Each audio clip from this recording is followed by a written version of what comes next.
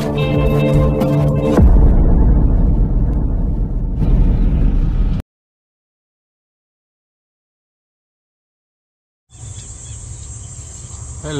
good morning.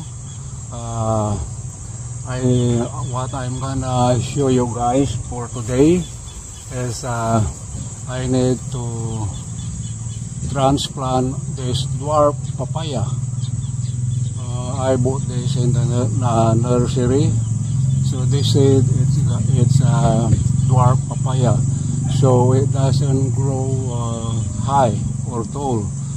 So they said after 4 months it's going to have flowers.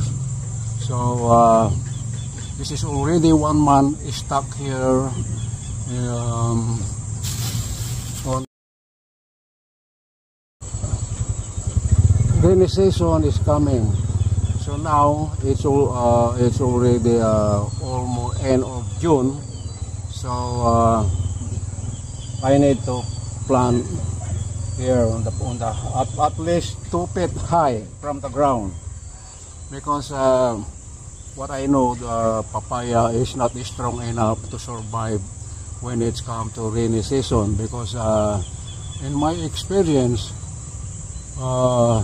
what I have experienced here in Philippines or in my hometown, mababa po yung tubig dito, dumadaan ng tubig. So maybe by end of October or November, I have to lower down, put under the ground, until I have to wait till another rainy season. That time the roots might be strong enough to grow. So umpisahan po natin ang paglilipat dito sa sako. Ililipat po natin. Walang problema kahit na umaga, tanghali o hapon mag-transplant, okay lang po. So let's take the measurement. Okay, from the ground,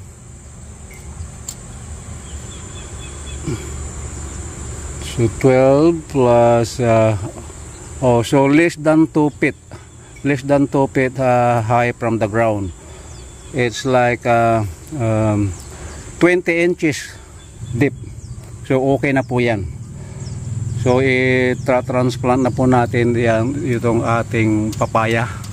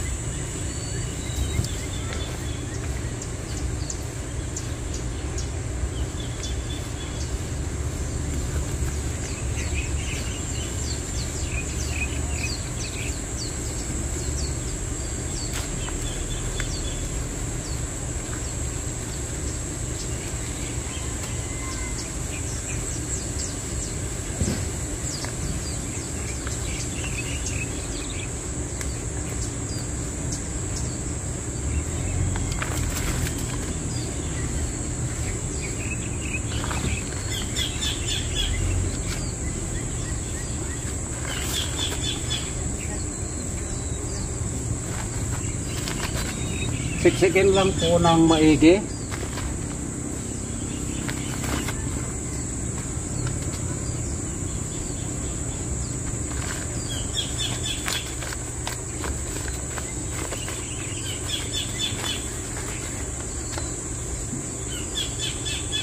Sa compost natin tinanim.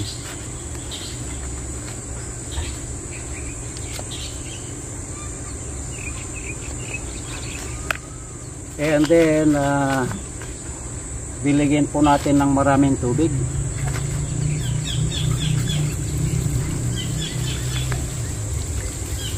So siya safe na siya sa baha.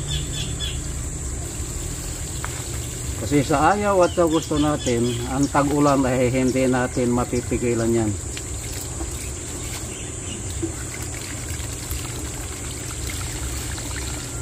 Yan, so lalagyan po natin ng support.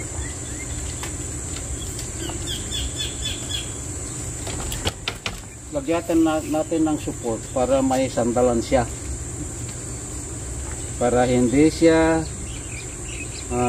matumba kahit na humangin. Yan. So ganito talaga ang sistema ng pagtatanim. Tapos lagyan din natin ng support na tali para kahit na lumakas ang hangin, hindi siya matutumba. Ayan, itaas pa rin natin dito kasi habang tumataas yan, magagamit natin itong tali na ito, straw. So ayan, so hindi na yan basta matutumba. So that's it. Thumbs up. So mayroon na akong naitanim na 5 papaya doon sa likod naman, doon sa may kabila ng bakod. Titingnan natin, ipapasyal ko kayo doon. Alright.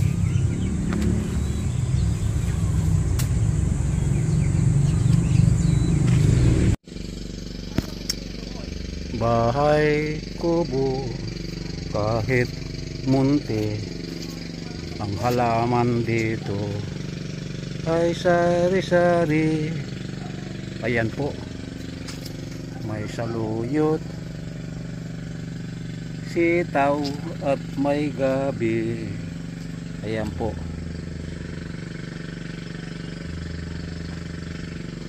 Mayroong kalabasa, mayroong ampalaya. Ayan ang mga gabi. Ayan. At may malunggay pa. So sari-saring gulay. Ayan po, may banana. Ayan po, may tanim tayo ritong bagong papaya. Bali 6 na puno ito. So isa dito, nilagay ko sa sako yung iba. 2, 3,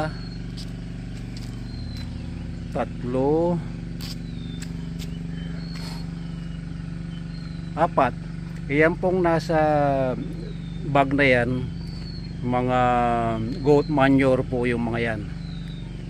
So dadalhin ko yan sa bukid, o kaya pag nabulok na, gagawin natin fertilizer. Ito yung pang-5. Yan, may support na rin siya.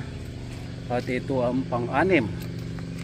At syempre, yan ang malunggay dito sa tabi ng bahay kubo. Yan, doon sa loob andyan ang mga gabi, hot pepper, yung lemongrass, hot pepper. Andoon naman yung ginger, yun sa gilid, sa tabi ng malapit sa itong dingding ng bahay kubo.